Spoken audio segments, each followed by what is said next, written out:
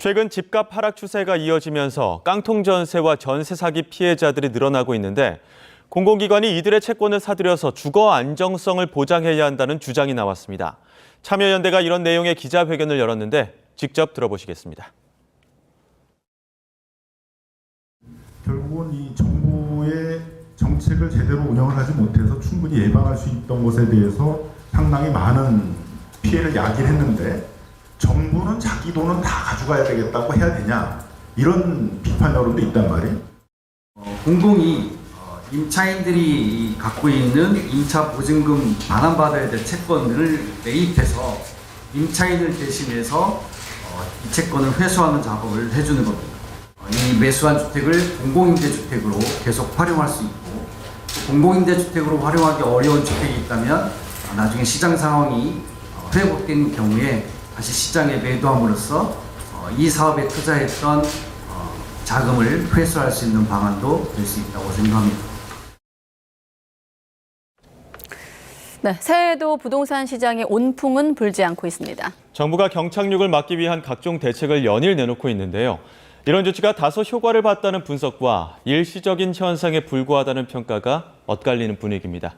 부동산 관련 소식 경제부 조태현 기자와 짚어보겠습니다. 어서 오십시오. 네, 안녕하세요. 네, 전반적인 시장을 먼저 보겠습니다. 부동산 시장이 최근에 다소나마 회복했다는 얘기도 들려오고 또 반대로 여전히 회복의 조짐이 안 보인다 이런 해석도 있던데 통계상으로 어떻습니까? 일단은 작년부터 보면은 우리가 부동산 가격이 하락이 시작됐다라고 보는 게 지난해 한 하반기부터라고 보거든요. 네. 그다음에 이제 부동산 값이 지난 5년 동안에 워낙 빠르게 치솟았으니까 어느 정도 이게 정리가 되는 정상화되는 과정은 당연히 필요하지만 지금 문제는 그 속도가 너무 빠르다. 이게 지금 걱정의 요지인데요. 네. 그럼 얼마나 빠르냐? KB 부동산에서 나온 통계를 보면은 다 아시겠지만 문재인 정부 출범 이전에 서울 아파트 평균 매매값이 6억 원 정도였습니다. 그게 지난해 12억 8천만 원까지 올랐거든요. 그러니까 2배가 훨씬 넘게 올랐죠. 근데 지난달에 보니까 한 3천만 원 정도가 떨어졌더라고요.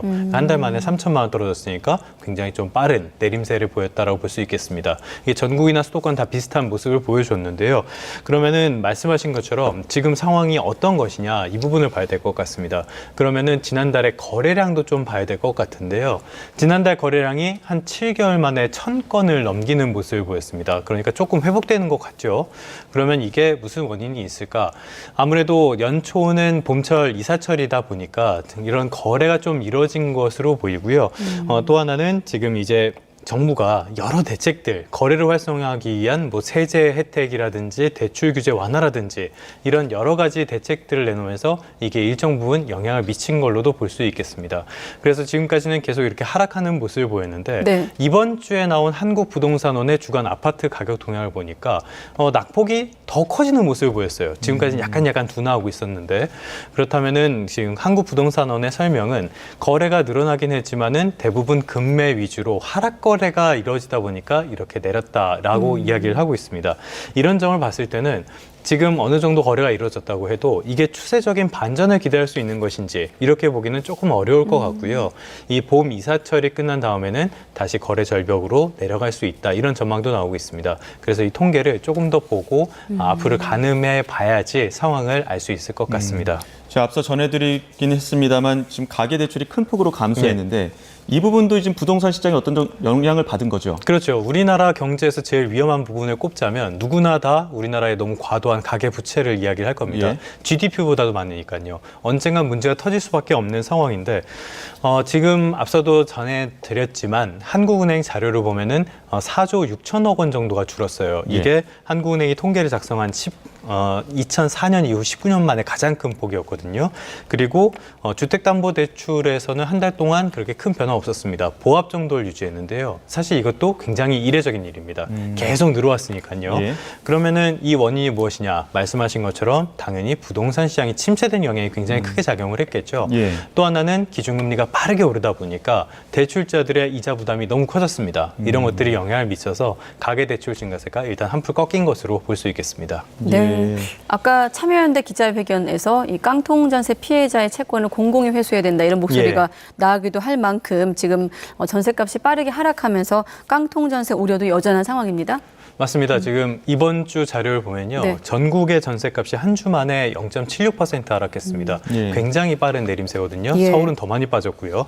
이렇게 전셋값이 빠르게 하락한다고 가정을 해보면은 이 집주인들이 새로운 세입자를 구해야지 이 전세금을 받아서 전에 전세금을 내줄 거 아니에요. 그런데 전세금이 빠르게 하락하니까 이만큼을 못 구하게 될 가능성이 커져버렸습니다. 그러니까 이런 문제가 세입자들에게 전가될 수가 있다는 뜻이에요. 그럼 전세값이 왜 이렇게 빠르게 하락을 하고 있냐? 이거는 좀 거품이 많이 껴 있었다라고 봐야 될 것 같습니다. 모든 자산 시장에 거품이 끼면은 그거는 언젠가는 반드시 꺼지게 돼 있습니다. 이때 충격이 너무 크기 때문에 예를 들어서 주식 시장에서는 공매도 같은 것들이 이 거품 형성을 막아주는 어떤 기제 작용을 하게 되거든요. 네. 근데 지난 2020년 말에 중반이었죠. 임대차 3법을 처리하면서 전세값이 굉장히 빠르게 뛴 적이 있었습니다. 이게 정상 가격보다 더 빠르게 올랐으니까 이만큼이 거품이 형성됐다라고 봐야겠죠. 이게 거품이 형성이 되면서 당시에 갭 투자 같은 것들이 열풍을 불기도 했습니다. 근데 지금은 집값하고 전세값이 다 빠르게 하락하고 있는 추세예요. 그럼 갭 투자한 사람들은 어떻게 되겠어요? 파산 가능성이 커지게 되겠죠. 예. 이 갭 투자자들의 파산은 뭐 그 사람 개인의 문제니까 투자의 결과의 문제니까 그렇다고 쳐도 이게 세입자에게 전가될 가능성이 이런 문제가 있다는 게 문제라고 봐야 될 것 같습니다. 예. 그러면 이게 또 분양시장에도 영향을 미칠 수 있는데요. 예를 들어서 지금 굉장히 이슈가 되는 그 올림픽 파크 포레온 둔촌주공이죠. 네. 이쪽은 보면은 계약금 20% 그리고 중도에 60%를 내고 마지막 분양 잔금을 20%를 치릅니다. 그러면 이 마지막 20%를 보통 어떻게 마련을 하냐? 기존에 살던 집을 팔아서 그 돈으로 내거나 아니면 전세를 구해서 이 사람들의 전세금으로 내는 경우가 많거든요. 네. 근데 이렇게 전세값이 떨어지고 전세 거래가 안 되면 미입주가 될 수가 있습니다. 미분양에 이어서 미입주 문제까지 불거질 수 있다. 이런 우려가 나오고 있습니다. 예. 지금 전세 시장은 굉장히 많은 이슈가 있는데요. 무엇보다 정책에 초점을 맞춰야 될 거는 이런 전세 시장의 불안이 세입자한테 피해가 가지 않도록 하는 그 부분에 있어서 굉장히 정책적인 초점을 맞춰야 될 시기라고 볼 수 있습니다. 예, 여러 부작용들이 나오다 보니까 말씀하신 것처럼 정부도 그 부동산 경착륙에 대한 여러 대책들을 내놓고 있는데 네. 이번에 내놓은 일기 신도시 관련 대책은 어떤 내용입니까?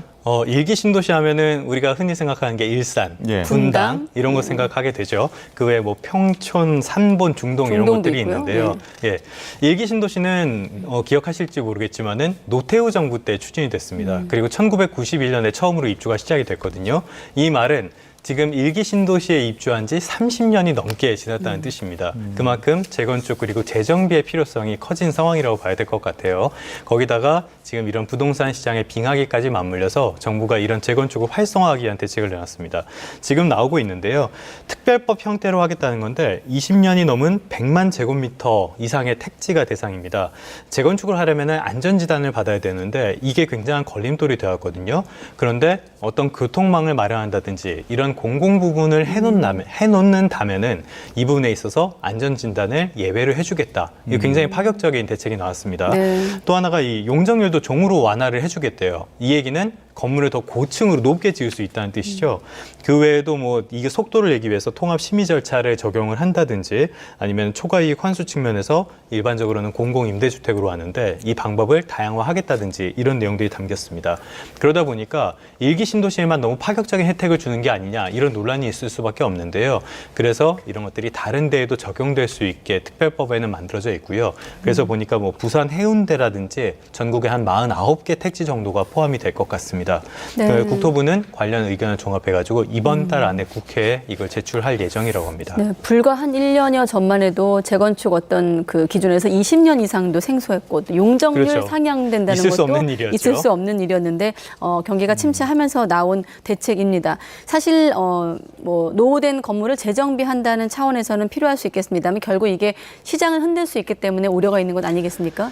사실 이 재건축과 재정비는 오래된 아파트일수록 어찌됐건 필요한 건 사실입니다. 예를 네. 들어서 뭐 지금 재건축 단지들 이런 곳에 가보면 굉장히 낙후한 모습들을 많이 볼 수 있거든요. 필요도 하고 그리고 수도권에서는 지금 주택을 추가로 공급할 만한 택지가 마땅치가 않습니다. 그렇기 때문에 재건축 재개발을 통해서 주택 공급을 늘리는 수밖에 없다라는 네. 의견도 많이 나오고 있고요.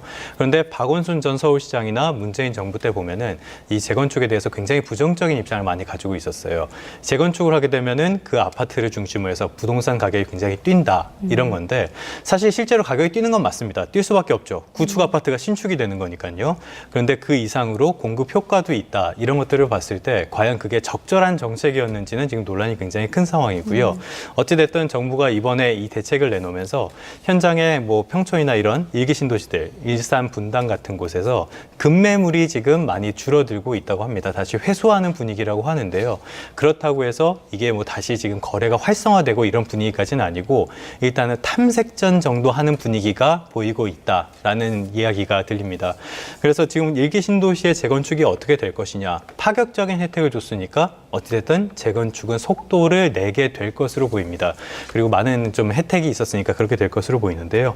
근데 조금 걱정되는 부분도 있습니다. 개인적으로 아쉬웠던 거는 이 개별 아파트 단지라든지 아니면은 도심에 있는 노후 저층 주거지라든지 이런 곳에 대한 어떤 혜택을 주는 내용이 없었다는 점이 개인적으로는 아쉬웠고요. 그리고 용적률을 높여서 건물을 굉장히 높게 짓게 되면요. 예를 들어서 뭐 30층, 40층짜리 아파트라고 가정을 해보세요. 엘리베이터 타기도 힘들겠죠. 그리고 출퇴근하기도 길이 많이 막히고 이런 문제가 생길 겁니다. 무슨 말이냐면 주거 환경이 나빠질 수 있다는 뜻입니다. 그래서 무작정 고층으로 이렇게 밀집으로 개발하는 게 꼭 좋은 건 아닐 수도 있다. 이 점도 염두에 둬야 될 것 같고요.